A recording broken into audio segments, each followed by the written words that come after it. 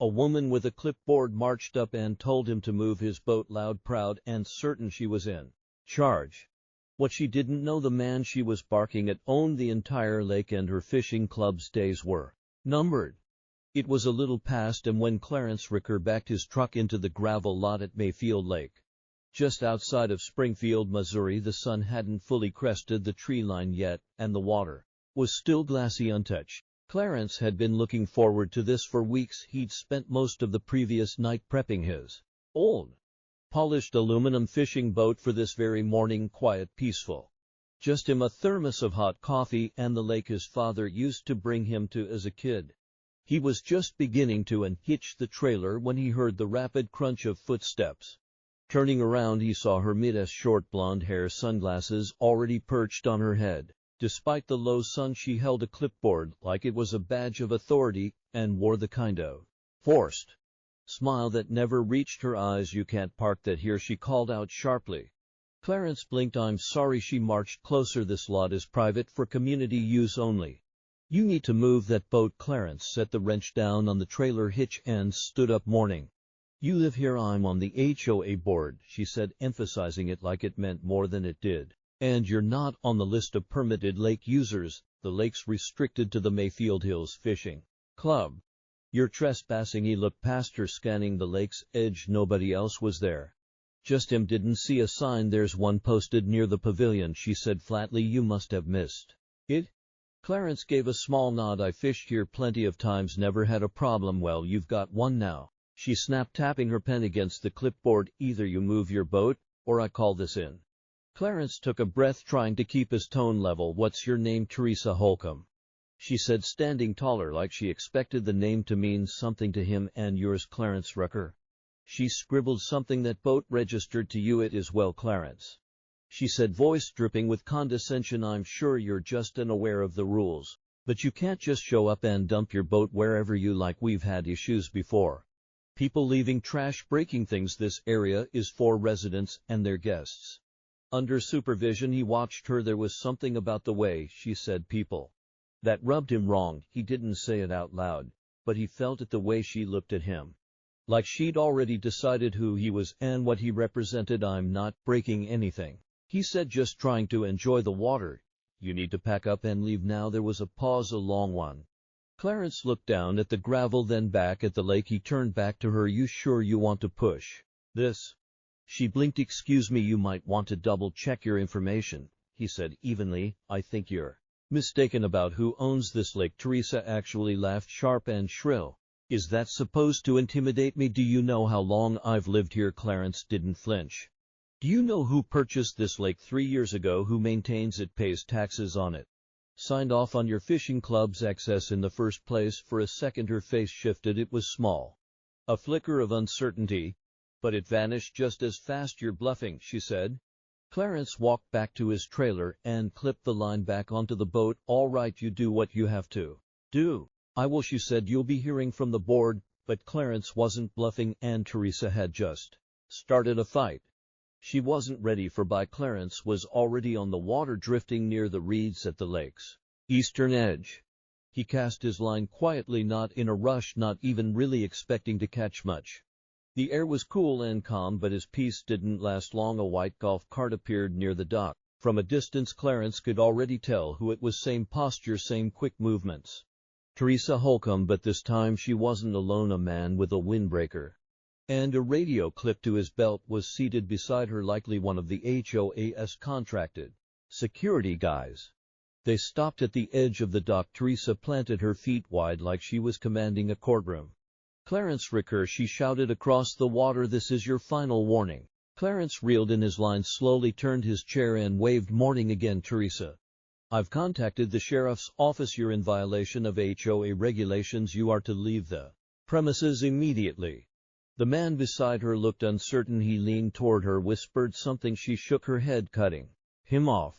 Clarence stayed seated, calm, hands folded in his lap. "That man with you, he got a badge, or just a walkie?" Teresa stiffened. "You don't need to worry about that." "Well," Clarence called out, "if you're gonna accuse someone of trespassing on private land, you might want to make sure you're not the one trespassing first." The security guard, young, probably mid-s, finally stepped forward.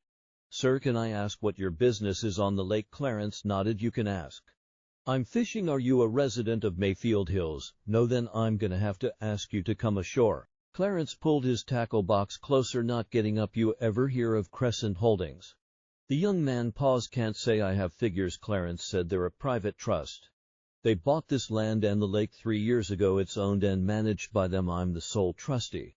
Teresa scoffed. What, you expect us to believe that? Clarence smiled. Don't really care what you believe. The paperwork's filed with the Greene County Recorder's Office, all public record. You can look it up right now. The security guy looked at Teresa, then back at Clarence. Do you have identification on you in the truck? I'll need to see it. Clarence didn't move. I'll show it to a deputy when they get here. That's who you called, right? The guard shifted uncomfortably. Teresa, on the other hand, doubled down. This lake has been part of our community for decades. Is that supposed to intimidate me? Do you know how long I've lived here? Clarence didn't flinch. Do you know who purchased this lake 3 years ago? Who maintains it, pays taxes on it, signed off on your fishing club's excess in the first place? For a second her face shifted. It was small, a flicker of uncertainty, but it vanished just as fast. You're bluffing, she said. Clarence walked back to his trailer and clipped the line back onto the boat. All right, you do what you have to do. I will, she said. You'll be hearing from the board. But Clarence wasn't bluffing, and Teresa had just started a fight she wasn't ready for. Clarence was already on the water, drifting near the reeds at the lake's eastern edge. He cast his line quietly, not in a rush, not even really expecting to catch much. The air was cool and calm, but his peace didn't last long. A white golf cart appeared near the dock. From a distance, Clarence could already tell who it was. Same posture, same quick movements. Teresa Holcomb, but this time she wasn't alone. A man with a windbreaker and a radio clipped to his belt was seated beside her, likely one of the HOA's contracted security guys. They stopped at the edge of the dock. Teresa planted her feet wide like she was commanding a courtroom. Clarence Ricker, she shouted across the water. This is your final warning. Clarence reeled in his line, slowly turned his chair and waved. Morning again, Teresa. I've contacted the sheriff's office. You're in violation of HOA regulations. You are to leave the premises immediately. The man beside her looked uncertain. He leaned toward her, whispered something. She shook her head, cutting him off. Clarence stayed seated, calm, hands folded in his lap. That man with you, he got a badge or just a walkie? Teresa stiffened. You don't need to worry about that. Well, Clarence called out, if you're gonna accuse someone of trespassing on private land, you might want to make sure you're not the one trespassing first. The security guard, young, probably mid-as, finally stepped forward. Sir, can I ask what your business is on the lake? Clarence nodded. You can ask. I'm fishing. Are you a resident of Mayfield Hills? No, then I'm gonna have to ask you to come ashore. Clarence pulled his tackle box closer. Not getting up. You ever hear of Crescent Holdings? The young man paused. Can't say I have. Figures, Clarence said. They're a private trust. They bought this land and the lake 3 years ago. It's owned and managed by them. I'm the sole trustee. Teresa scoffed. What, you expect us to believe that? Clarence smiled. Don't really care what you believe. The paperwork's filed with the Greene County Recorder's Office, all public record. You can look it up right now. The security guy looked at Teresa, then back at Clarence. Do you have identification on you in the truck? I'll need to see it. Clarence didn't move. I'll show it to a deputy when they get here. That's who you called, right? The guard shifted uncomfortably. Teresa, on the other hand, doubled down. This lake has been part of our community for decades. She snapped. Just because some shell company buys the land doesn't mean you can roll in here, act like you own it, and disrupt our peace, Mum, Clarence said with a steady tone. I didn't disrupt anything. You came to me. Her face flushed. You know what? Fine. Let's let the sheriff sort it out, but don't expect sympathy when they show up. Clarence leaned back in his chair, casting another line. Not looking for sympathy, just some peace and quiet. But Teresa couldn't let it go. Because this wasn't just about a boat, it was about control, and she was starting to lose hers. By the time Clarence packed up his gear and drove home that afternoon, the sun was beating down hard, and the silence in his truck was a welcome relief. The old leather seats creaked under his weight as he sank back, exhaling slowly, letting the quiet settle. He wasn't angry yet, but something in him stirred. Not bitterness, not resentment, just a quiet rising reminder of what this lake meant and why he was there. His house sat about minutes away, tucked just off a rural stretch of county road. Nothing fancy, modest single-story pale green with fading white trim. The kind of house built more for living than for showing off. His dog Jasper barked once from the porch as Clarence pulled in. Clarence waved and gave a faint smile, but he didn't linger outside. Inside he kicked off his boots, tossed his keys onto the hook and grabbed a framed photo off the shelf near the front door. It was old, faded edges, a soft crease running down the middle. His father stood barefoot by the lake, holding a fish up with both hands, grinning like he'd just won the lottery. Clarence was no older than in that photo, smiling up at him with grass-stained jeans and crooked teeth. "Dad," he muttered under his breath, "you'd have handled her a lot better than I did." He poured himself a glass of iced tea and sat at the kitchen table.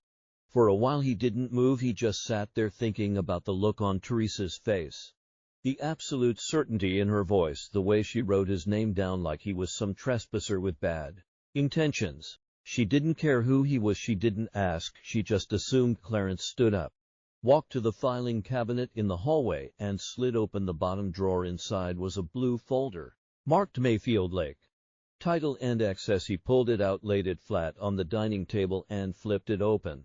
There it was: deed transfer from the previous landowner's, signatures from Crescent Holdings, his name as trustee, a signed agreement between the HOA and the holding company granting conditional use of the lake to the community's fishing club, renewable annually, but subject to review.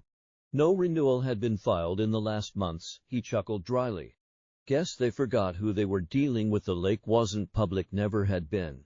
The old owners had allowed the neighborhood access out of generosity. Clarence's father, before his death, had helped build that understanding. He believed people should be able to share in nature as long as they respected it.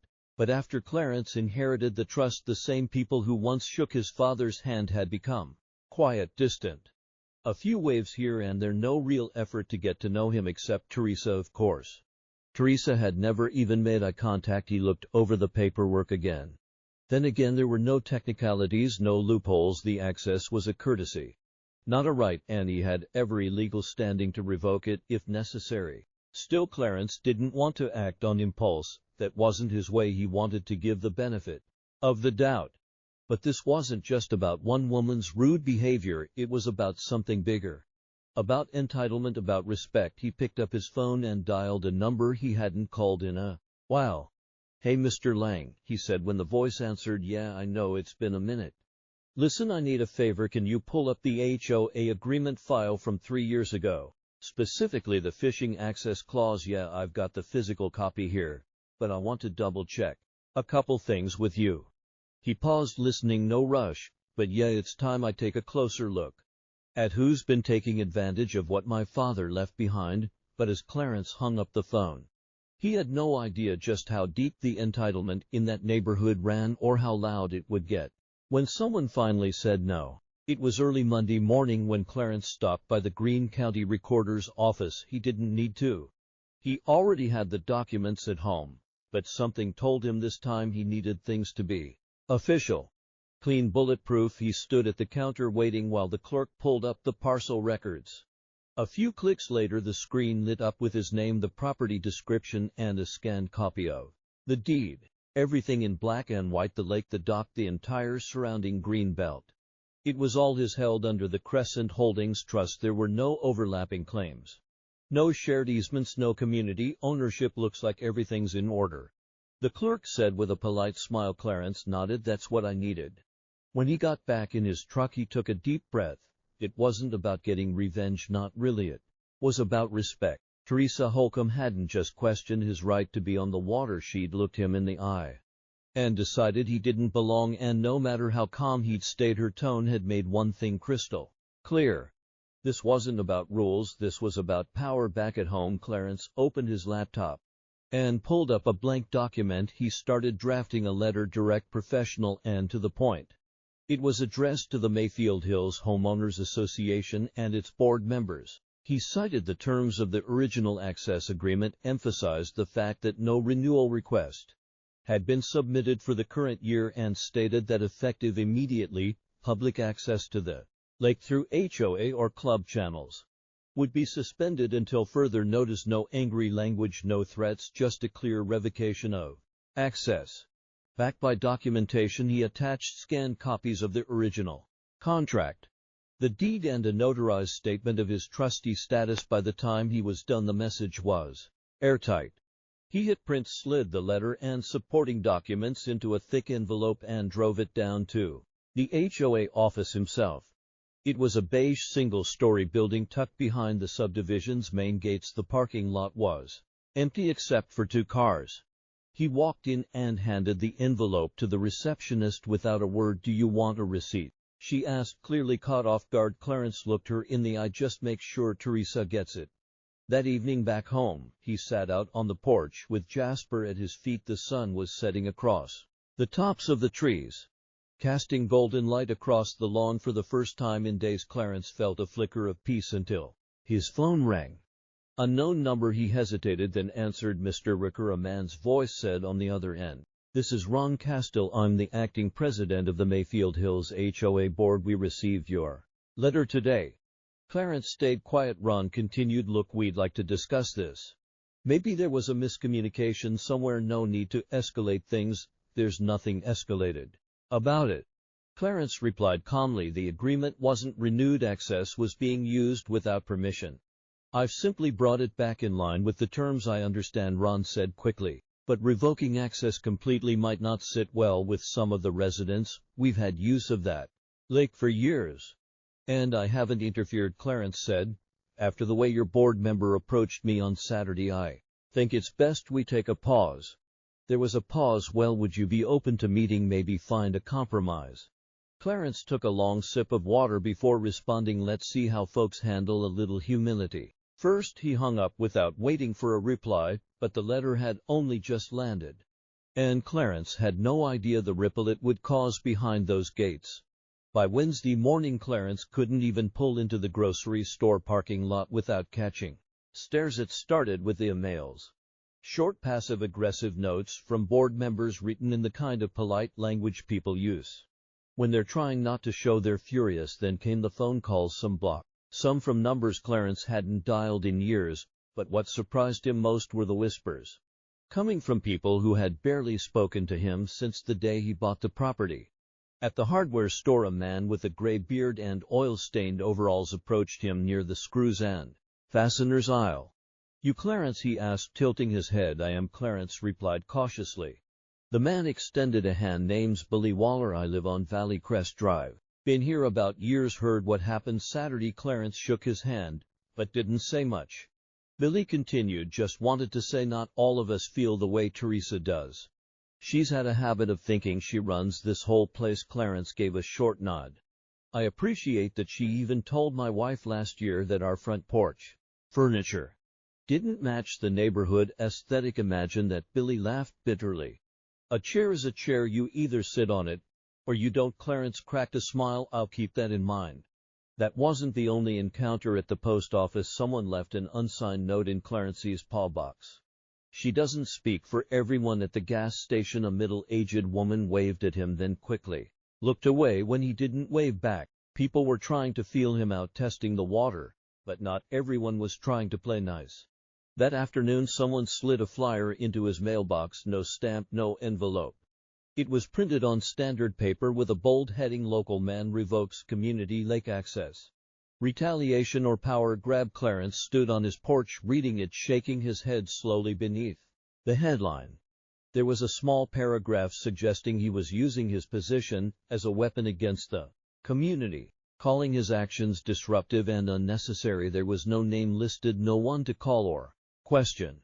But it didn't take a genius to guess who'd written it. Later that evening, Clarence walked Jasper down the gravel path that led to the lake. He passed a couple standing near the waterline. They didn't speak, just watched him as he walked by. Their fishing poles rested against the rocks. When he got back home, Clarence sat on his porch and watched the sunset. Again, he wasn't looking for a fight.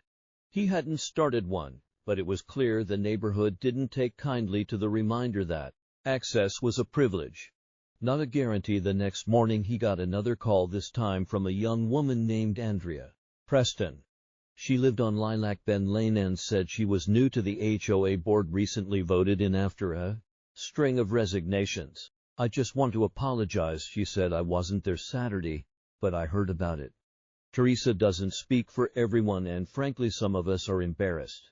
Clarence kept his voice calm. That's good to know. There's talk of calling an emergency board meeting. Andrea continued. Some want to reverse your decision. Others think we should formally reach out and negotiate a new agreement. I'm not interested in negotiating. Clarence replied, I'm interested in respect. Andrea hesitated. Understood.